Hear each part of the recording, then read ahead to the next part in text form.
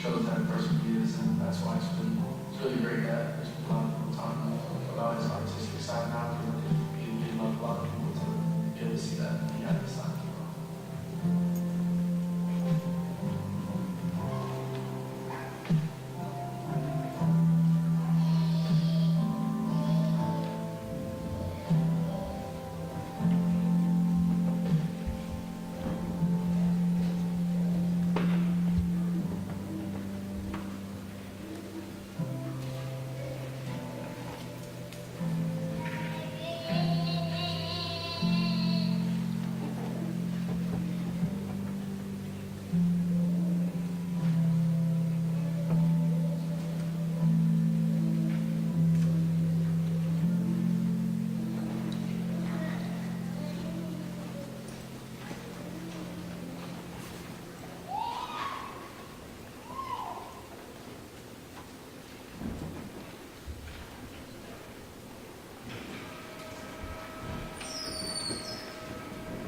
We're just going to give people a minute or two to file in and get their seats.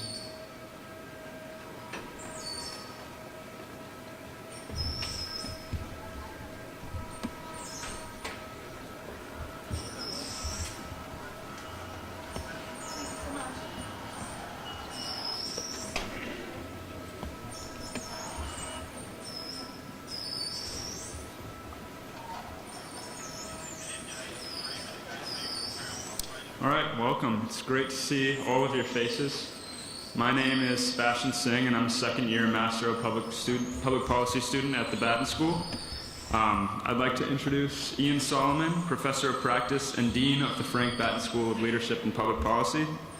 Dean Solomon formerly served as U.S. Executive Director for the World Bank Group and has worked as a consultant with McKinsey & Company, an Associate Dean and Visiting Lecturer at Yale Law School, and the Vice President and Lecturer in Law at the University of Chicago. Prior to joining Batten, he led his own international consulting practice focused on conflict and collaboration. So without further ado, let's welcome Dean Solomon.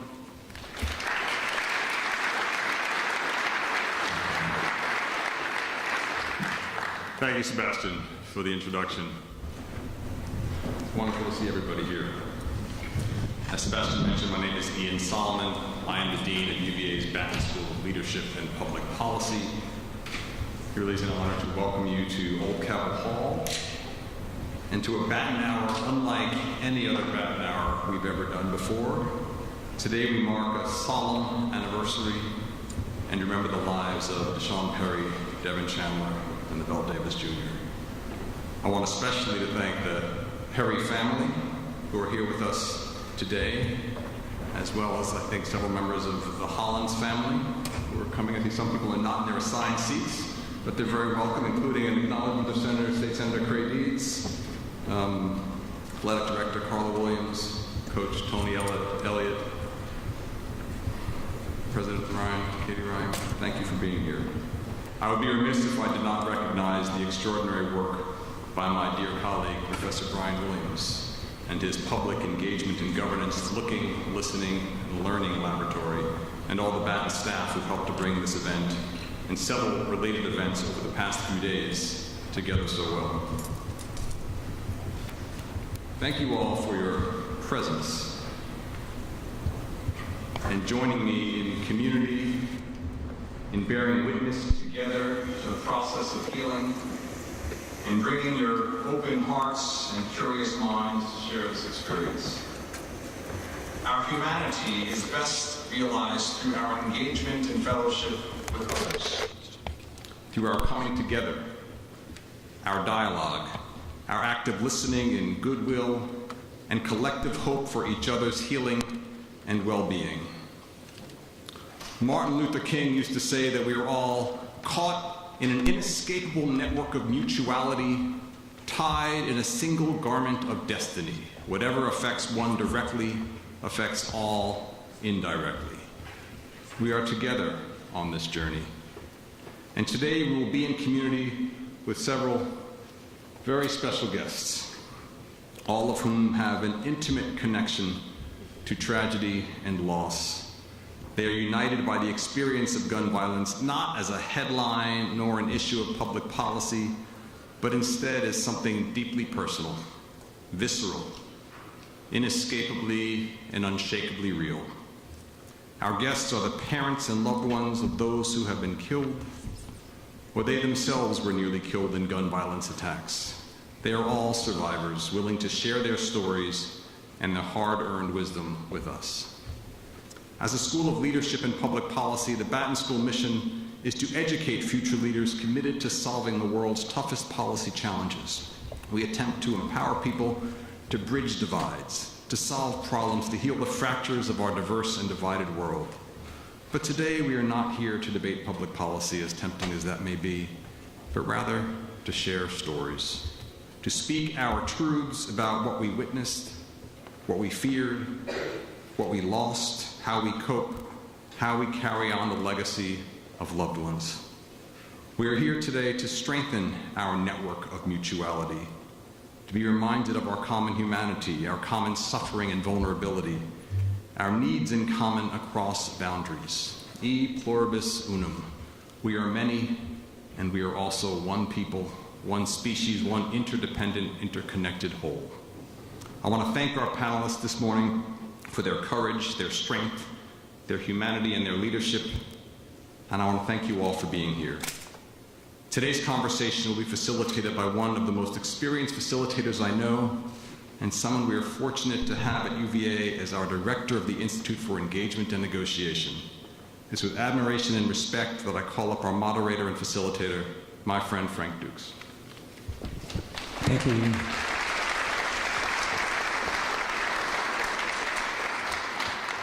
Thank you all very much. In just a minute, we will be asking the people who are up in front of the room to introduce themselves. But I told them beforehand that every single person in this room is here to support them. And I'm wondering if we could begin by showing an indication of that support.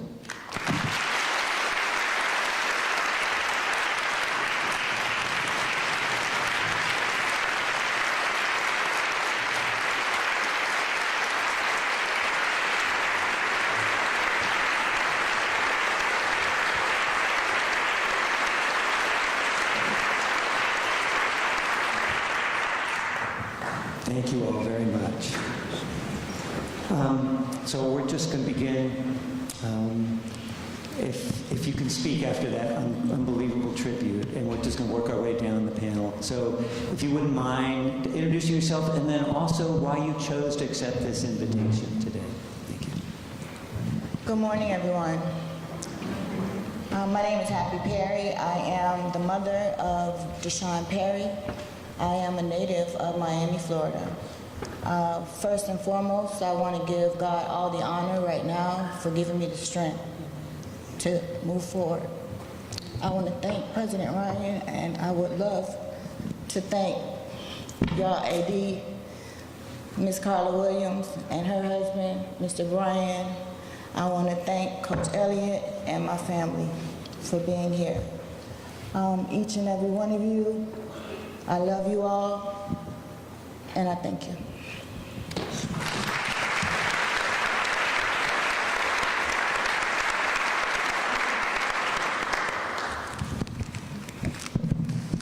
Hi, everyone.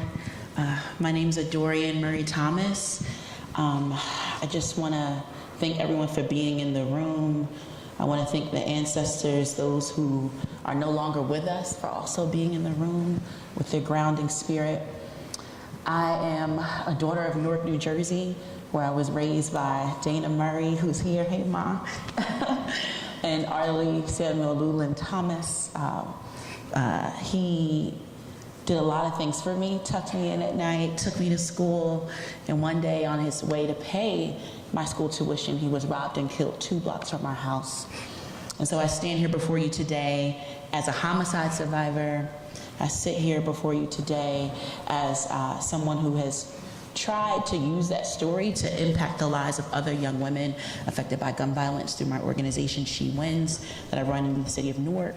I also serve as a school board member in the city of Newark, and recently, as of Tuesday, November 7th, elected commissioner to the county of Essex, where I'm from.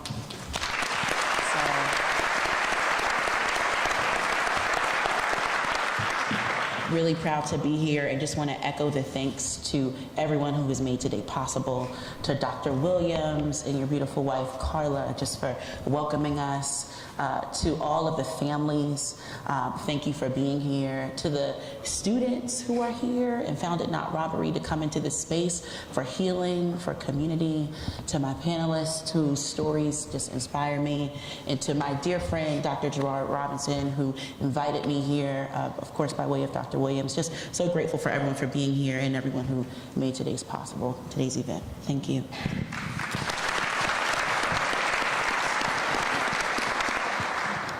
Good morning. I bring you greetings from Nashville, Tennessee, where I am the mother of E.J. Utley. My son was 15 years old, and his life was taken February 2nd, 2021, after we had returned home from an All-American camp. My son was on a national path for football. God saw fit to call me out of my seat. I've been quiet for 2 years as I was waiting to hear from God to reveal to me what is my purpose in the pain. Dr. Carla Williams recruited me to the University of Georgia and has been a mentor to me all of my life. I honor she and Brian for finding confidence in me, for asking me to answer the call to stand with these beloved families. As this is an epidemic across the country, that's what I want you all to experience and really see, that we have to be the change we want to see in the world. And to whom much is given, much is required. So I'm here with courage, resilience, tenacity, and grace, which are all attributes that Carla taught me many years ago. And I'm here, so I'm gonna do the best I can. This is the first time I've spoken publicly, so I just ask for grace with you all. And I ask you to find joy. As I saw last week during the CMAs on the news, Jelly Roll, one of our country music stars, he said the windshield in front of you is wider than the rearview mirror. And that's what I want you to remember as we tell our stories today. We have to find joy and purpose in our pain to look ahead. Because my son would always remind me, Mommy, you're so beautiful, but you rode the bench at Georgia. And I'm the best athlete in the house. So I use a lot of laughter. I use my faith to continue to stand, but bear with me as this is my first time speaking and being obedient to what God is breathing into me as I continue to see I Can't Breathe takes new meaning in my life.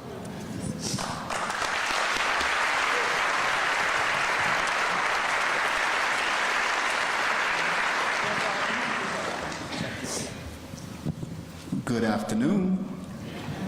My name is Denzel Brown, survivor of gun violence. Lost my brother to gun violence in August. The reason I'm here is to support families, support the parents who lost children. I knew what it was like for my grandmother's brother who raised him. He lost his life only steps away from her front porch, and I'm here to support families. I'm here because I know, like my brother, that could have been me. You know, I experienced gun violence myself. My car has been shot at, and had I would have been in my car, I wouldn't be here on this stage today. And I carry the bullet that came in my car to this day, and it's still in my glove box. So I'm here for the families and for the people that are survivors, and I provide them services to families in Washington, D.C., and Baltimore. I'm hoping to branch out to Virginia as well, give them free therapy, opportunity to speak to council members, and opportunities to do trauma-informed yoga. So again, I'm just here to support survivors and people that's impacted the most, which is the families. So thank you.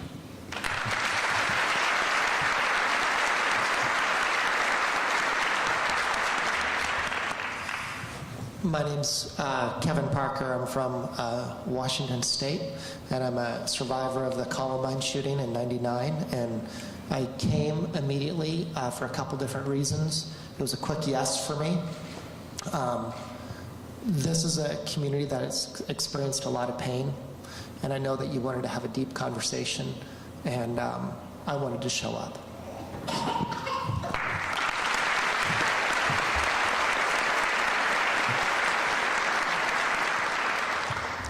I know this is hard to do when you have glaring lights and people, watching, but I wanted to make this as much of a conversation, and we have some questions, but also wanted to invite them to add and respond and ask questions of each other too. Thank you again. So my first question, I think we'll work our way backwards this time, so you don't always have to go first, Ms. Perry. Is many people have no idea how to respond to someone who has experienced such enormous loss, and they're not sure what to say. And I'm wondering, what have you heard from others that's been meaningful for you when you've heard others speak to you? I had two really good pieces of advice that people gave me. One is that people say really dumb things when they're trying to say really good things. And so realize that. They're trying to say something meaningful. Number two is, I had an old professor of mine encourage me, who had lost a wife and a daughter and a mother in one car accident in one night. And he had given me the advice to take your 5 closest friends and to create silos for them, and to say, your job is to ask me about Columbine, and your job is to make sure my soul is okay. That's when you call, that's your role in my life. My other buddy was a guy that I played high school sports with, and his job was to stay exactly the same as it was before April 20th, 1999. And I said, he doesn't like to talk deep anyway, and I'm like, I'm gonna rescue both of us here. I just wanna talk about sports. The other was a guy who should be a stand-up comedian, but he's a pastor. And I said, when you call, I want us to laugh like we've always laughed. And so I took friends and I gave them all assignments. That way, when phone calls came, I knew what to expect. And it also prevented me from getting stunted emotionally, because it's exhausting answering the same questions all the time. And so it allowed me to go deeper with a few. And then the third piece was to have a standard pat answer when a stranger comes up and they're trying to console you so that you're not taking emotional energy. Those 3 pieces of advice were very, very helpful. Thank you. Thank you. Dr. Wallace. I think for me, the greatest advice was to seek counseling. I'm an academic. I've been a public school educator for 20 years. I've been an assistant professor. So I believe that I have a lot of answers. I can recall in college and undergrad sitting through a class called Death and Dying. And we were all shaped by our experiences. And so for me, counseling has been the most impactful, revealing, and honest truth for me.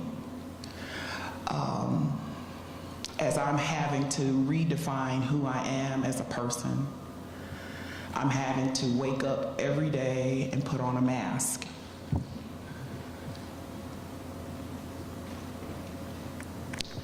But through my counseling experiences, and I found a counselor who had a background in spirituality as well as brain research, because as an academic, and my undergrad is in child and family development, and of course I knew everything. Yeah.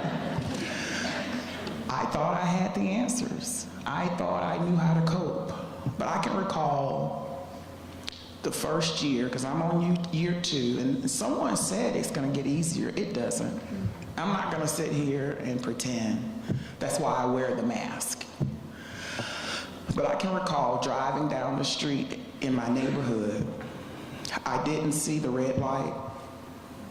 I didn't see any of the cars around me, and I'm really, really, truly moving every day in a fog. But my therapist taught me about brain research. It's fight, flight, and then the third is freeze. And this is Dr. Ross's research about the grief cycle. So what I have a tendency to do that again, the first part is being aware of where you are, my awareness. Remember, I know everything. I've got a doctorate degree. I'm supposed to know everything. But with that being said, I freeze. Leaving the hotel this morning, a young lady walked over and asked me how I was doing. There were no words that could come out. For me, the freeze is very apparent while I was driving down the street. Luckily, my physician's office was nearby. I immediately drove to her office to ask for help. That's the other part. As student athletes, we are anchored to believe that we have to move in silos as independents and confident. Not only that, the world says we as African American women have to be strong. We can't ask for help. We have to figure it out. That's why I put on the mask. But sometimes that mask has to be taken off, and you have to seek resources. And that's been my greatest benefit, is being aware of where I am, what my needs are, and how to move with finding joy every day. My favorite scripture is Jeremiah 29:11, that reminds me to trust God. He is the only one that has the plans for our lives. And back to Jelly Roll, I see the window shield ahead of me. I was stuck looking at the past, but when I count and I'm in the moment for the immediate, it gives me joy. I honor my son. I talk to him every day. He's with me. I wear the number 17 with me with my cross every day.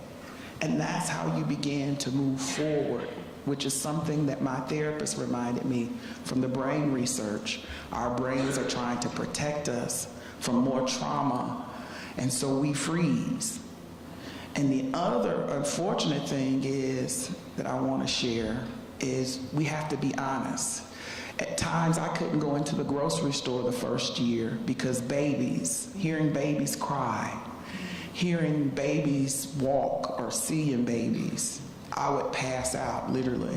I couldn't understand why did my psychological reach that far back when my son was 15 to that stage. But that was the stage that my therapist reminded me was the most precious moments of my life, and my son relied on me. We were connected. We were codependent. So that was a safe space for me at 15, as an infant, that he relied on me for everything. And so those are examples that I encourage you all, is self-awareness, self-care, and being mindful of where you are in the moment so you can live a fruitful life and you can begin to see the windshield as opposed to looking at the rearview mirror.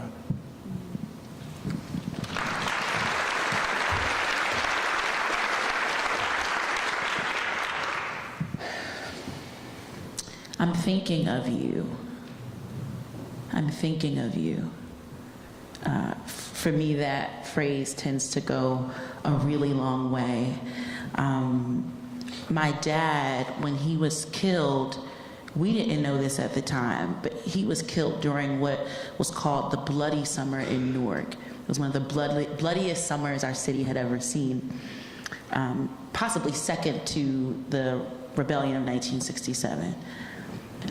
But this time, the casualties were felt in this particular way. And, when I think of how the young man who took my father's life was younger than I am today, right? He was in his late teens. How different his life would have looked if he had opted to pick up a book and not a gun. And the truth is that something died in him long before he pulled the trigger. And so no one can begin to understand the pain precisely as anyone else is feeling. I think especially when it comes to murder. right? When I would, as a kid, and I would have to like talk about why my dad wasn't there, I'd say, yeah, well, my dad died. I lost my dad. No, my dad was killed, right? These babies were killed. They were taken from us. And so just sitting with the pain of that type of violent removal of life, just naming that is really uncomfortable. And so for someone to say, I know that part of the question was, what do you say to someone who is going through this? Just to attempt to try and understand, I'm thinking of you. To me, that goes a long way. I think the last thing I'll say about this, and this is the paradox of violence in this country, is that it's the way that this country was born, right? We think about the founding of this beautiful university, right? The founding of the universities that I've gone to and attended, right? They were born in blood, Native blood, Black blood, women's blood. So violence in some ways is this country's native tongue. What does it look like to unlearn a native tongue, right? Like that's the work of healing that we're trying to do in this community, that we're trying to do here at UVA, that we're trying to do here in our own personal lives. And no one person can do that on their own, and they certainly can't heal that on their own. And so seeking to heal in community, seeking to heal by trying to understand, seeking to heal by living in the tension that sometimes our sites of suffering can also save us. I had no idea when I was burying my dad that years later, from that burial, I'd be able to give birth to new life by creating this space for young girls and femmes and non-binary youth in Newark, those of which who share the stories of losing loved ones to violence, and girls who survived other forms of trauma, right? I had no idea what was being birthed in that moment of pain.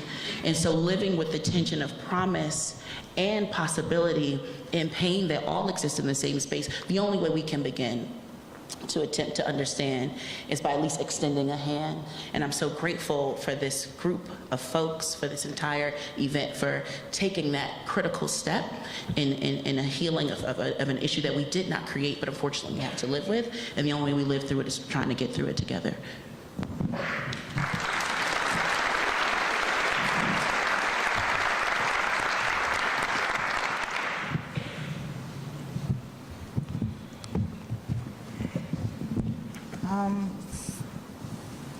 What to say? I love you. It goes a long way. Sometimes people don't know what to say or how to say it, but those 3 words, they go a long way. For me, it is the love and support from everyone. This has been rough, but with God, all things are possible. And so I find my strength in knowing that I need to move forward. And the love and the legacy of Deshaun will move on and will grow, and I'm gonna be okay.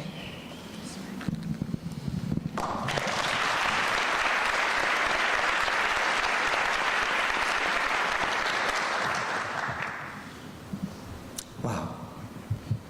Unbelievable wisdom. Thank you. Thank you all. One thing we know about trauma is it affects people in different ways, different times. Talk about the grocery store, right? Or in the car. And there's no one right way to mourn, and no one path to healing. I know you've shared some of this already, but if there's any other steps or action that you're taking that you've learned about healing from your own experience. And I'm just going to open it up, not go in any particular order, to see who might be willing to speak. You don't have to. Something that I think about is creating boundaries with individuals. I think about the 3 C's, which is choice. And I wrote it down so I could share it. But the second one is communication. Sometimes with transparency, I can't even be around my family. It's not personal. I just have to internalize or compartmentalize what I'm feeling, to not lash out, to not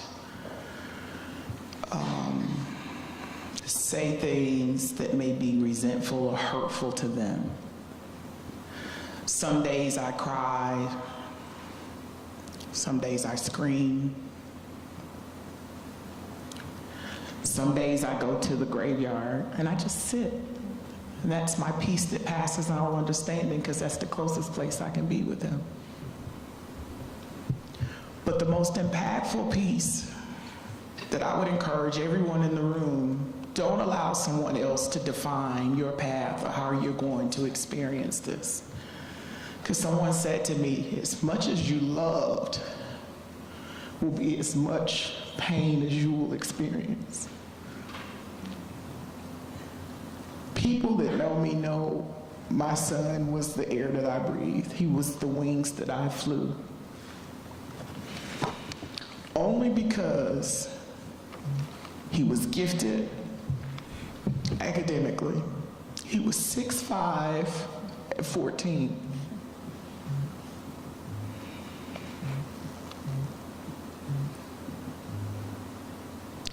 He had a private school education. He had a great mentor in Chico that spent some time with my babies all the time. But the world tried to tell him he was only an athlete. My son played chess. My son was on the swim team. I refused to allow him to be boxed in. But navigating through spaces, he became a nurturer. He wanted to take care of everyone. God blessed him with the spirit as a caretaker. So he met some boys that were not so nice and not so kind. And he thought he could help them, make them better. They wanted to go pro, they wanted to go D1. Oh, my mom's got all the answers, she knows all these people. So he took them in. But with saying that, my son's life was taken from someone he considered a brother, a friend. 15 years old, his friend was jealous of him because he had offers. The schools were calling. We had just come back from one of the rivals' All-American camps. January 1st, his friend called him on the phone and said, if you keep talking to my girl, I'm gonna take you out. I'm laughing because they're friends. They're besties. 2 weeks later, during COVID, about 10:30 or 11 o'clock in the morning, the girl called to set up a meeting with him, but the boy came with her, and they set him up at his father's house on the front porch. The message that God reveals to me is that love wins. I have the tragedy of losing my son, however, purpose in the pain. My son loved everyone. He tried to take everyone in. My son was a lover and not a fighter. He was so adorable. But with that being said, people took advantage of his kindness. And that's why you have to create boundaries with people. That's what I've learned. Some days I put my therapist has reminded me when I'm out, put headphones in, and I listen to gospel music every day. That's what grounds me. That's what keeps me anchored. That's what bridles my tongue. But with that being said, you have to create boundaries to find a choice to be joyful. Use scripture. Every morning I receive a beautiful scripture from Carla, which adds to my little toolkit. And again, there's no right or wrong for how you grieve. That's what the message is that I'm going to eventually write about. The title of my book eventually will be Raising Giants. Gifted, intelligent, athletic. They checked all the boxes. So that's joy. That's not the sadness that I felt immediately. And it doesn't happen overnight. But I had to make a choice. I had to make a choice to live, because that's what my son would have wanted. And I remind myself every day that I'm living for him.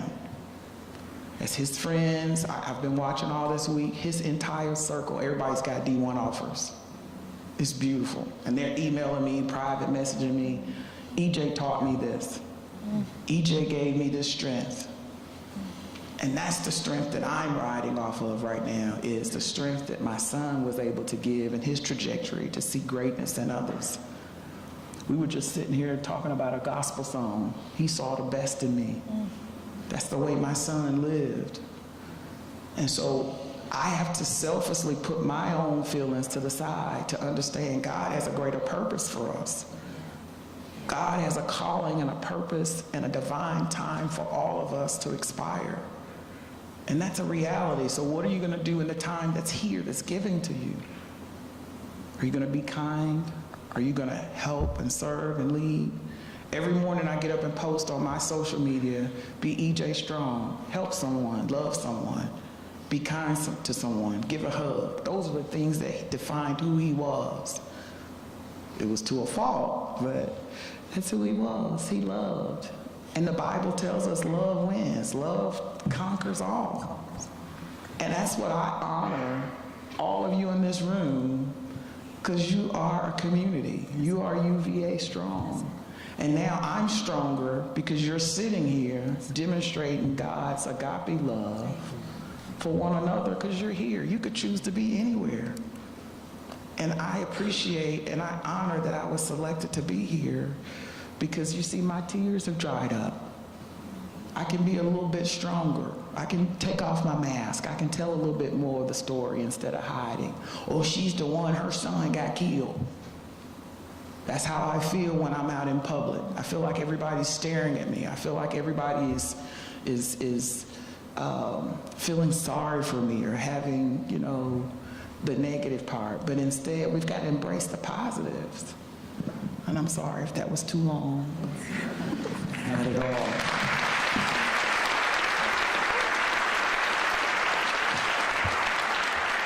Yeah, the question was around particular action steps that you've taken. Anybody else want to share?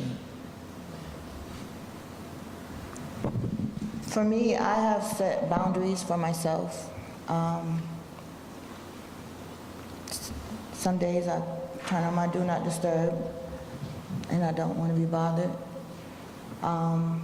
The first few months were really rough for my family. But I know that I had to get that strength every day to get up and keep going and keep moving. And because I had that relationship with Deshaun, he wouldn't let me lay down. So with that, it was every day finding joy in something that he wanted, and to live as Deshaun lived, and to pour that love into those that pour love into me and my community. And so with that, we came about the Deshaun Perry Spirited Cavaliers LLC. So we do bike drives and turkey drives, and I mean, it's getting bigger and better by the day, and it's just love of me and pouring back who and what Deshaun wanted. And when I tell you, it's every day he gives me something else to do on my to-do list. It's something else to do, and I'm gonna get it done.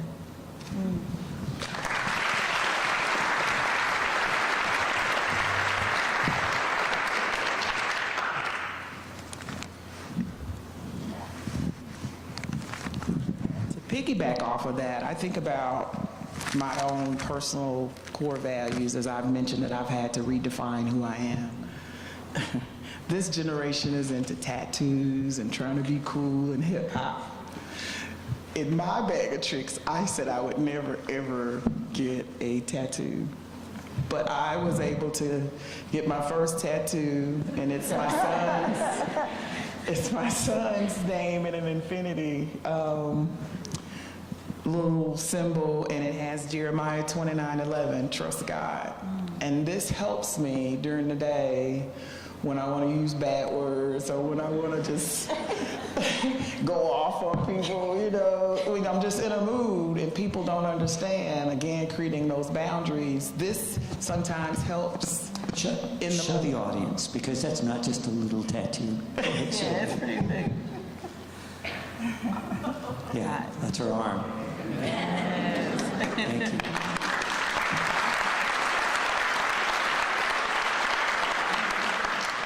And so he would be proud because Mommy was never going to get tattoos. I'm laughing because I always told my mom that I wanted to get a tattoo. And I'm like very grown now. I'm deep into the 20s. And still, I'm like, Mom, I want a tattoo. She's like, oh, God. But see, Mom, look, okay? Period. So as I was listening, I wrote that healing is individual, it's incremental, it's embodied, I think it's spiritual, and it's communal. Individual. Every single one of us has our own individual, unique process of healing. For me, it's looked like action, right? I grew up in the back of cars at 12 in the morning because when my mom's foster care youth got kicked out of their house, she was at their door making sure they had a place to sleep. Right? I grew up sitting in the back of classrooms on PTA nights because when she wasn't mentoring young people in foster care, she was a public school teacher.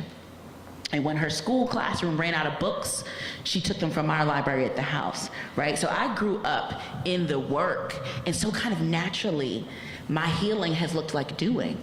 Through creating She Wins, through teaching in schools. I don't know if Nyla's here, but one of my old, hey Nyla. Yes, so Nyla, an incredible young person who I had the privilege of working with at Morristown Baird. She's a sophomore here, civil engineering, doing amazing things. Can we clap it up for Nyla and all the young people? Yes. Yeah.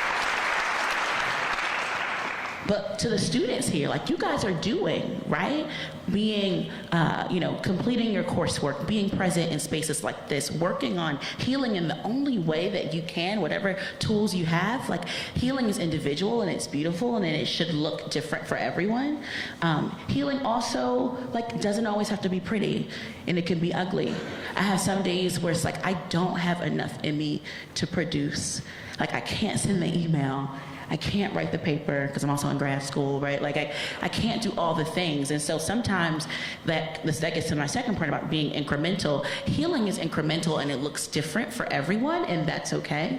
I've also found, especially having been compelled to go into the policy and political space, because I felt like so much of the work that I had been doing on the programmatic level, we didn't have enough policies and laws and people in positions of influence who were helping make sure that the work that I was doing with my young people today could actually sustain through tomorrow. So I did the scary thing and said, you know what, let me run for office, right? 23 years old, became the youngest woman elected to the school board in Newark.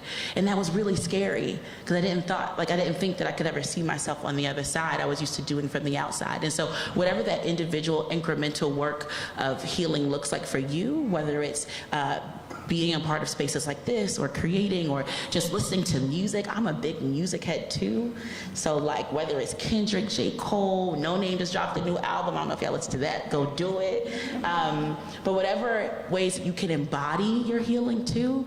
One of the things I loved about listening to Deshaun's story up here, right? He was an artist, he's an artist, right? And that art lives on, right? Or even in your son, right? He's like, Mom, we need to create, right? And so how do we honor healing, not just in what we say, but what we do and what we create? And then on the spiritual piece, how do we honor the healing that exists in the elements, whether that's nature, whether for me that's prayer in the Bible, whether that's the Torah, whether that's the Quran, whether that's temple, embodying healing in a very spiritual way, because I believe that the evil that we are facing is bigger than man. It is something that has existed beyond humanity. When you look at Genesis, right, the beginning of the Bible, and the beginning of the Torah, it says that God got to earth and there was darkness, right? So some theologians suggest that when it says that there was darkness before, that God didn't create evil, the darkness was already here. So the stuff that we are fighting, regardless of what you believe in spiritually, it is so much bigger, it is so much beyond. So how do we tap into spirit? How do we tap into community to also heal? Becomes extremely important.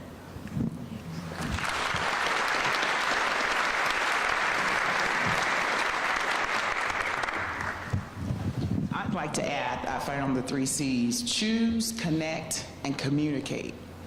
And I think that's significant considering you have to plug in. That's something that my therapist reminded me, because as an introvert, my immediate response was to hibernate, was to come home, stay in the house, watch women's basketball all day, because that's my sweet spot. But that's not real. And so my goals, and that's the other part of this, is fluid. You're gonna have good days and bad days. I've got to sit through a trial that was delayed. But with that being said, I recognize I can be in a real, and it's peaks and valleys, I can be in a real good comfort, because time, you know, I'm working on myself, but then when it gets closer to the trial, I lose it. And it's okay. And that's what I have learned, is you have to be honest with yourself and say, I'm not okay.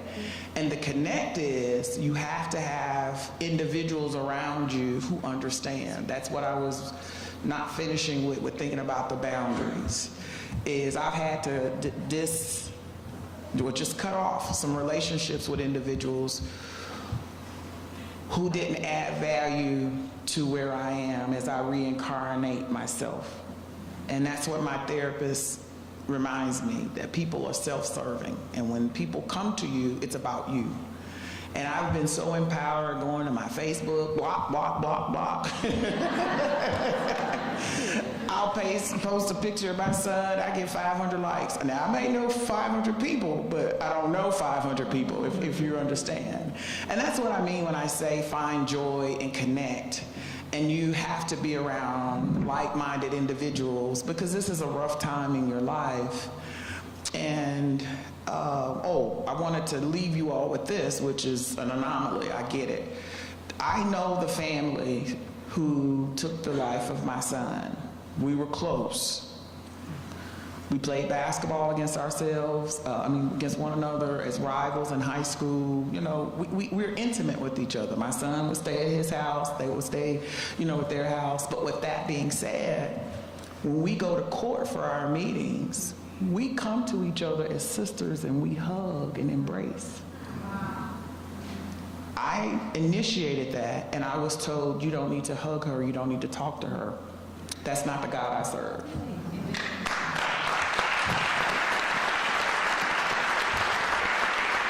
And that's what I'm asking you with creating boundaries. People who say to me, you shouldn't engage. Now, I'm not that foolish to say we're hanging out and chopping it up. No.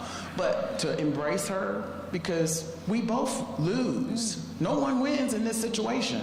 Her son's going to go to prison. My son is gone on. But with that being said, you have to do what sustains your heart and what makes you comfortable and brings you joy. And I know that is big as I continue again to want to at least just check in on her. I'm gonna do what I wanna do. And so people are mad, oh, you shouldn't talk to her. You shouldn't talk to her. Leave me alone.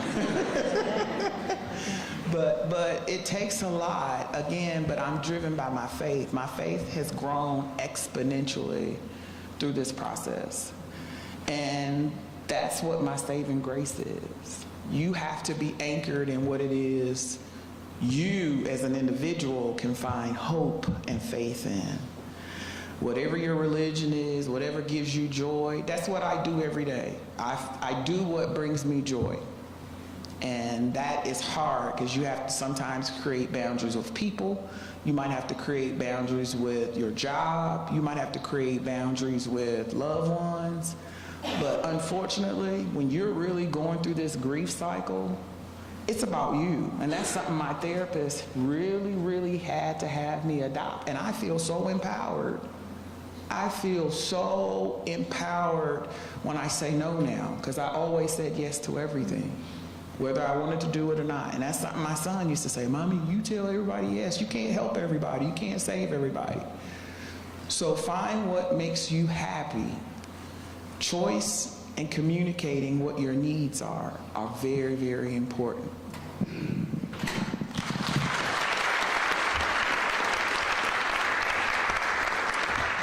Kevin Parker, I want to bring you in for this last question, especially because we were talking a little beforehand about you have a lot more distance, right? It's been over 2 decades since Columbine, and I doubt you thought you would still be dealing with it now. But some people, I think healing means getting over the loss, right? That it's like getting over the flu. I don't think that's the case, but I know, again, we're all different. But I'm wondering, what have you learned about healing from your experience? I think it's you don't get to go around if you picture pain as like this tunnel. You don't get to go around it. You don't get to go below it. You don't get to go above it. You have to walk through it.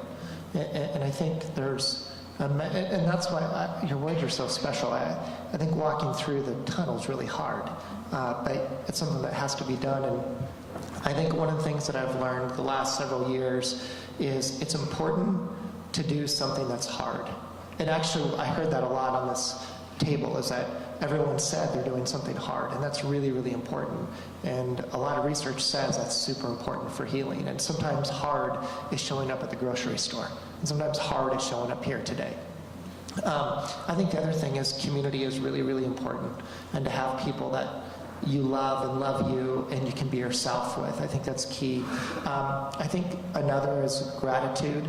There's a lot of interesting research about trauma, and Denzel can speak to this way better than I can, but in times of trauma, post-traumatic growth is more common than post-traumatic stress.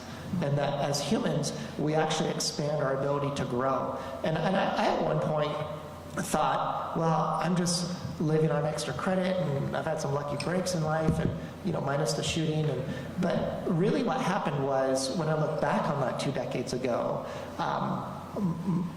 I learned to grow in different ways that I didn't get to grow before the shooting. And so that's why post-traumatic growth, it's getting starting to get a lot of press, and it's going to get a lot more press, and Denzel's doing his dissertation in post-traumatic growth. But the other is the gratitude, and it shows that the pain or the mind is really elastic.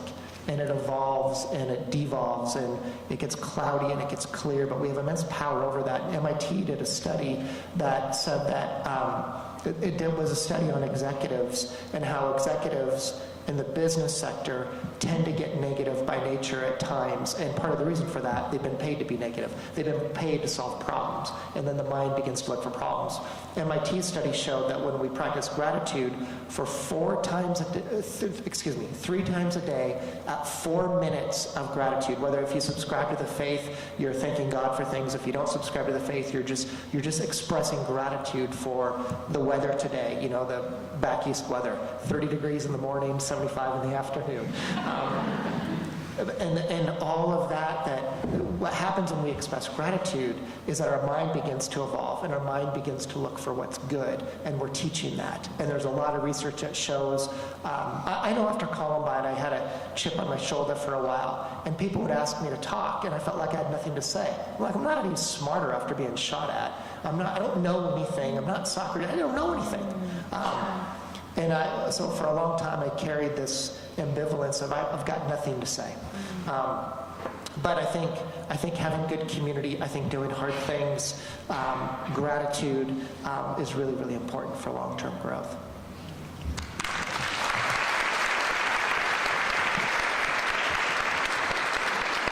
Can I add one thing? I've never heard that post-traumatic growth. Yes, I wrote that down. That's incredible. I'm reminded of when I started She Wins. I was a sophomore at Swarthmore College. I was doing all the things, student athlete, playing lacrosse, a part of the Black Cultural Center, doing things with the Christian Fellowship, all the things. And then I learned that there have been 10 killings in 10 days in Newark. 10 killings in 10 days. This was after some years of us kind of experiencing a very pretty significant decline in murders. And it was in that moment, it just so happened to align with the time where I was writing an application for this program that my school had called the Lang Opportunity Scholars Fellowship, which reminds me a lot of some of the opportunities that are here at UVA and Baton, but it funded students to create social action projects to issues that matter to them. And I was actually writing about something completely different. I wanted to do like a tutoring program, but seeing on my Facebook and from my friends and family, the news about the 10 murders in 10 days brought me back to that 7-year-old self who was getting in trouble in school, not because I had I didn't know the work, but because I was mad that I just buried my father 2 weeks ago. And I decided to start She Wins from that little moment. And so to your point about post-traumatic growth, you never know how the spirit, how the divine, and how things will just happen that will initiate action. And so how can we find moments to be silent? Right? Like I was taken with how we began this afternoon, or rather this morning, just in quiet. In darkness, the lights dimmed, and then we got to hear from stories of young people who knew Deshaun, who knew Lavelle, right, and Devin, and so what does it mean to sit in silence, in solitude sometimes, right, and allow those moments to speak to us so we know how we're being called to create, how we're being called to do, how we're being called to respond to the pain that is, of course, a site of pain, but also a site of possibility.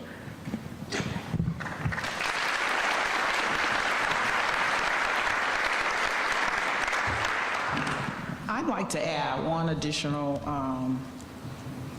framework that I think is significant and has helped me as I constantly engulf myself in literature and academic studies as I am traumatized. I mean, that has been my self-awareness, is the trauma that I experience as I have some short-term memory loss sometimes.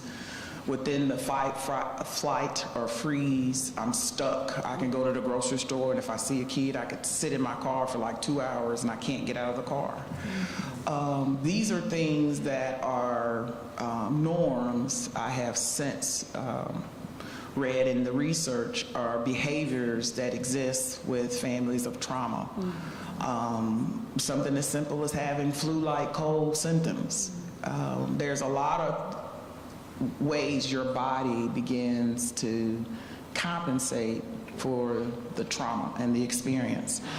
But I want to remind you all of the 5 stages of grief that I had to be honest with myself, and I constantly reevaluate and look at it. And it is a cyclical process that Dr. Ross talks about in her research, which is the first stage is denial. I didn't believe he was gone for almost a year because I knew he was going to call me. I knew I'm going to go to a football game on a Friday night. The second part is anger. You become angry. I was angry for quite some time. Bargaining, trying to negotiate in my mind why his friend did this and trying to compensate and make excuses. But I made those excuses turn into prayers. I pray for his friend every day by name because I know in that moment that was not who his friend was, which is the forgiveness. The next stage of grief is the depression. I acknowledge I'm in a depressive state. This morning I was crying, just weeping, and I could not stop. And so that has to become a reality. But again, self-preservation and self-awareness, when you understand where you are, then you can begin to take the steps to improve as well as address the concerns. And then the last stage of grief after the depression is acceptance. And the hymn writer writes from a gospel standpoint, it is well with my soul. I'm not at that place, and I can be very transparent with you. But the holidays are coming, January is coming. His birthday is January 12th. Then the trial is supposed to be late January. Then the anniversary date of his rebirth to heaven. So the beginning of the year is a tough time for me. And my employer has been very, very understanding. That's what I say, we have to find spaces that people can really, really walk with you, not behind you, not in front of you, but with you, by seeing and trying to ask, what is it that you need? That's something that people ask. What do you need? How can I help you? Instead of trying to tell you what you need or what you need to do. So be mindful of that if you are really on this path of doing a self-evaluation of where you are in the grief cycle, because it's real. I began studying it in college and undergrad. I just thought it was words on a page, but no. And when I meet families, we're all at a different place. And you can, again, go back to the beginning, start over. It's cyclical. But again, the ultimate goal is acceptance at some point, and honoring and cherishing those positive memories and being able to really say, well done, thy good and faithful servant.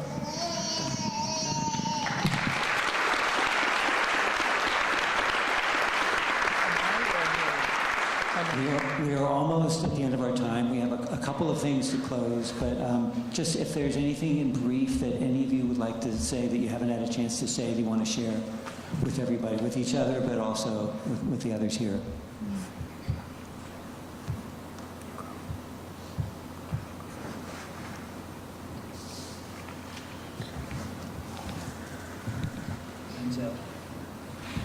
I can say something. I was motioned by Kevin to speak. I think a part of what post-traumatic growth and this process of healing from grief is people like the Perry family that's here. That's right. That's post-traumatic growth. That's right. That's right. It is not a rare, it's not a common thing that you see people go to the things that they go through, or things like Miss Tracy go through, and they're able to show up. A lot of people are debilitated by that, and I think a part of it is also, in addition to what Tracy was saying, is integrating these experiences into our daily lives. This is not a one-time occurrence or a thing that you can just let go of.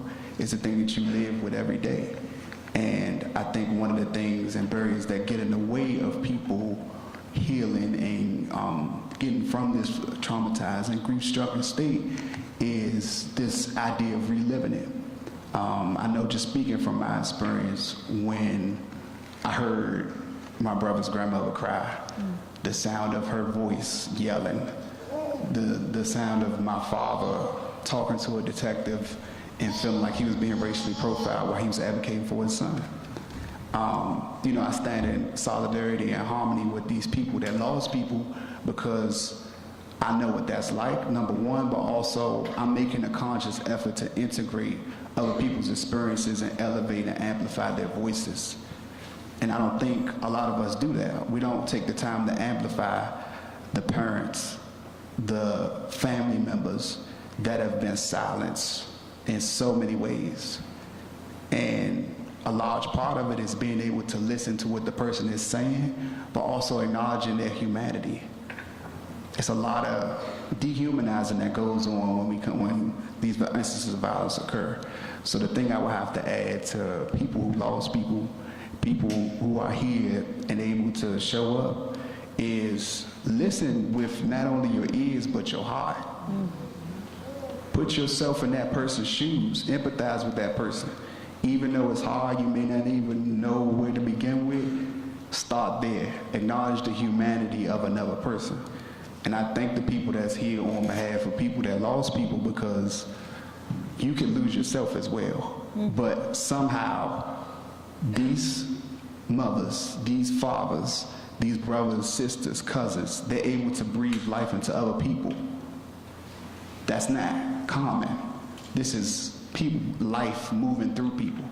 So my recommendation and encouragement is to integrate the trauma and grief that you've experienced, but also find a way to give life to others in ways that you may have not have seen it.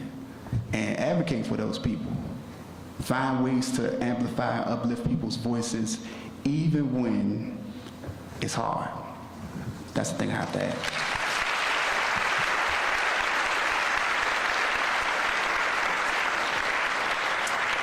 Now, about 1 minute left here. Anybody else want to add anything? Yeah, go ahead. Yes, super quickly, and I want to just open it back up. Write, record, reflect, remember. My note section is just filled with ideas and thoughts and pain and songs and like things that really could be bars if I got it on a beat, but that's a whole nother story. So I think it's important for us to write and reflect on what we're going through. I think it's important to record it, whether it's a vlog, whether it's Instagram, whether it's just our homegirls, homeboys. I think it's important to remember, right? When I think of the stories of Deshaun, Lavelle, Devin, we are remembering them.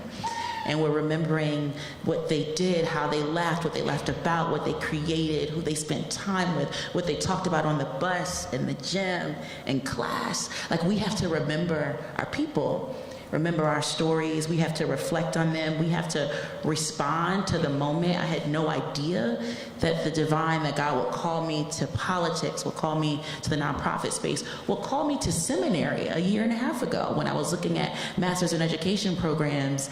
And then he was like, oh no, I want you to check out Union Theological Seminary, where you're looking at the intersections of faith and theology and social justice. So respond to whatever it is the earth, the divine spirit is pulling you in to do. And then lastly, just to remember that we did not create these problems in this lifetime, and the likelihood is that we won't solve them in one, right? My mom likes to say that we often have to plant the trees to shades, plant the seeds of trees whose shades we won't always sit under, right? Happy, you know. And so what does it look like to do the labor of remembering, do the labor of healing as a community, even if we won't spend or see the full fruits of that labor in our lifetime, right? That's the work. And so I'm just so grateful to be here with a group of women and men who are literally just doing that in their very existence. Just spending yesterday at the game with the Perry family and little Emir, right? Like, it's just a whole community where we're just healing together. And I'm grateful. Thank you.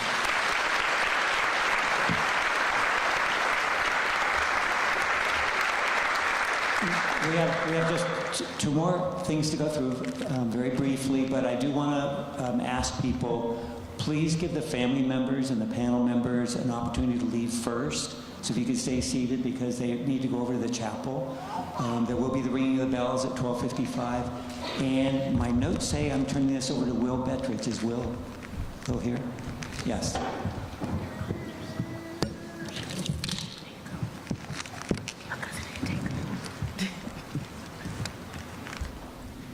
Good afternoon, everyone.